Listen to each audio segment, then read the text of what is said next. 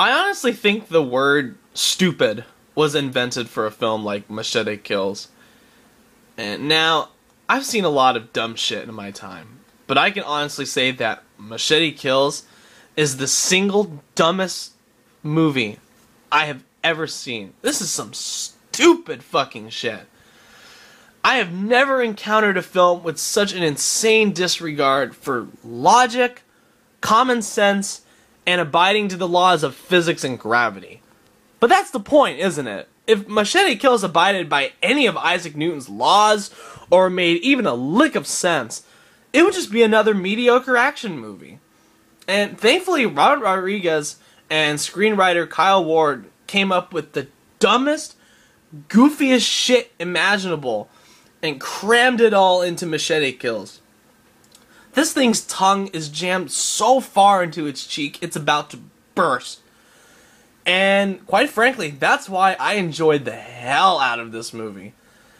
And now let's talk about the plot. I mean, plot? Really, plot? You came to a Robert Rodriguez film for a plot? Well, alright, there is a, if you want to call it that, there is a plot. Basically, Machete is recruited by the President of the United States to go into Mexico and kill an insane cartel leader and disarm the nuclear missile he has threatened to destroy Washington with. Unfortunately, things get super fucking complicated once Machete finds this cartel leader, and that allows a large variety of wacky characters to come in for meaty supporting roles or quick cameos. Okay, where to start? First of all, Danny Trejo is still perfect as the role of Machete. Even though he's pushing 70, Trejo is a fucking badass. I mean, he was in a film called Badass. and he conveys that badassery with very few words here. I mean, his eyes, his sneer, and his machete do most of the acting. And Charlie Sheen is also, now in this movie, being credited as Carlos Estevez. He doesn't really go all out bonkers like I predicted he would, but he's still very funny as the President of the United States. He's got a lot of good moments. And also, the female characters are excellent. I mean, Amber Heard is really good as a beauty pageant addict and secret agent. Michelle Rodriguez returns as Luz and is still awesome. And despite her face being on every trailer and every poster, there's a really short cameo by Lady Gaga. And she's honestly not that bad. I mean, I don't get all these people going, why the fuck is Lady Gaga in this movie? She's a terrible actress. You shouldn't have her anywhere around this movie. First of all, this is her first acting role, okay? So cut her some slack. And second of all, she's not that bad. She's okay. I mean, she's better than Vanessa Hudgens, who has a really small role. Vanessa Hudgens, not that good. But I think special attention needs to be paid to Sofia Vergara, who plays a crazy-ass brothel owner who quite literally uses her body as a weapon. And she's got a backstory that will make every man in the theater cringe. Ugh, it gives me chills just thinking about it. It hurts thinking about it. And given that I honestly really dislike Sofia Vergara, I'm sorry, I don't like Modern Family, I don't like her roles and other stuff, I must admit, she was awesome in this. And I wish she was in the movie a lot more. And despite her unfortunately very small role, I also have to give a shout out to Alexa Vega, who plays one of the sexiest characters I have ever encountered. I mean, fuck! I mean, every time she showed up on screen, I had to strongly resist the urge to shout, "God damn!" out loud in the theater. I mean, after this, I can't watch Spy Kids anymore. I can't do it. But the villains are the acting highlights of this movie. I mean, Demian Bashir is spectacular as Mendez the Madman, a villain with multiple personalities. One second he's a crazy killer, and the next he's a sympathetic revolutionist. I mean, you really never know which one you're going to get. And that's part of the fun of this role. And Bashir plays this part with the biggest fucking smile on his face, and with absolute joy. I mean, you can tell he is loving this role. And strangely enough, Bashir manages to make you sympathize with this sick son of a bitch. It's pretty remarkable. I have to pay more attention to this actor now.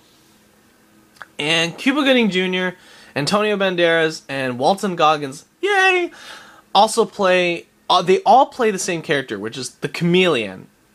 You guessed it, identity-shifting assassin. And all the actors seem to be having fun with this part, but this character's inclusion in the story could have been handled a lot better. And one of the big reasons I was excited for this film was Mel Gibson's role as the main villain. And he didn't disappoint. I mean, Gibson gives the best performance here as Luther Vaz, an eccentric mad billionaire with an rather unhealthy love for science fiction. And to talk about his role more would be really treading spoiler-terry, so all I'll say is that he's the best Bond villain that was never in a Bond film. And Gibson nails this role. I mean, I hope he gets cast as the next Bond villain. And this gives me a lot of excitement for his villain role in Expendables 3. And Rodriguez also brings his A-game as far as the action, goofiness, and violence is concerned. I mean, for a film that's trying to be a crappy exploitation action movie, the action scenes are pretty well filmed, and it's always clear what's going on no matter how crazy it gets. And believe it or not, the violence is also ramped up from the last movie. I mean, this is a film definitely not for the faint of heart. Heads are lopped off, bodies are sliced and diced, and they pretty much succeed in topping the hysterical intestinal rope scene from the first film. I mean, I was laughing my fucking ass off during a lot of these kills.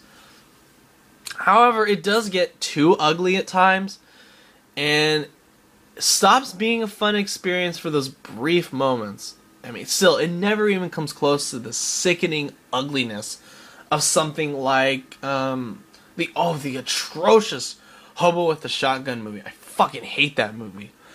And there's also way too much CGI blood and gore here. You can tell it's not practical. This is not practical blood or gore, and it looks super cheap, and not in a good way. But on the other side, also the thing that ruined the first film for me is gone in the sequel. There is no preachy, wishy-washy message about illegal immigration and the tensions between USA and Mexico. Gone! And good riddance. It becomes the pure, adulterated mexploitation film it wants to be because of this. And I'm all the happier for it. Now, Machete Kills may be a fun film, but there are some deep fucking flaws in it. First of all, it's way too goddamn long. And this has no business being almost 2 hours. If they had cut at least 20 minutes from this and organized the plot structure a lot better, this would have been a great story. And I wouldn't have known the difference from this final version. And second of all, this is a nightmare on a storytelling level. It suffers from the quantity over quality syndrome. There are way too many characters, way too many subplots, and way too many tones for Rodriguez and Ward to keep successfully juggling for this length, and the film collapses before the ending.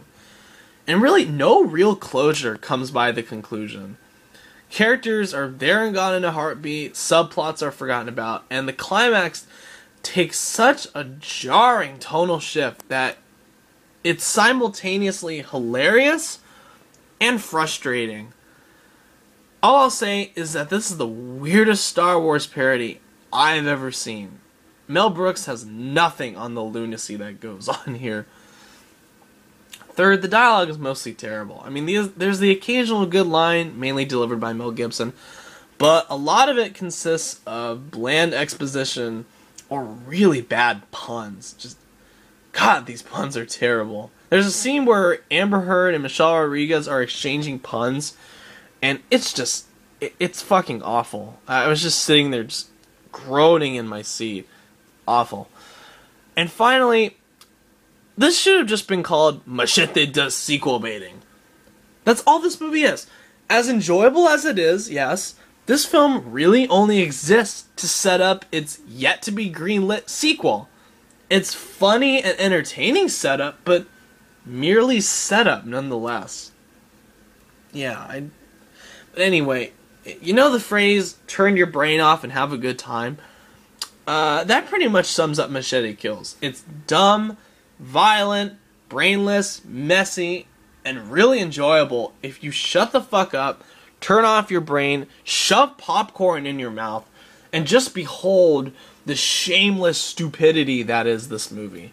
I mean, next to Evil Dead and The Last Stand, watching this was the funnest time I've spent at the theater with friends this year. I mean, this is a great film to go see with your buddies and laugh your asses off. I had a fucking blast watching this movie. I'm not sure how it will hold up on repeat viewings, but as of now, this is a really fun movie. I definitely recommend you guys go out, check this shit out. It's not for everyone, but if you have this sense of humor like I do, where you're willing to look past all like the bad shit and see like just the pure fun that is in this movie, you will have a great time. Now, bring on that sequel. I can honestly see 7 more Machete movies. This needs to be the new Death Wish series, where there's just Machete Kills for the 4th, 5th, 6th, 7th time. That would be awesome. I'd love that.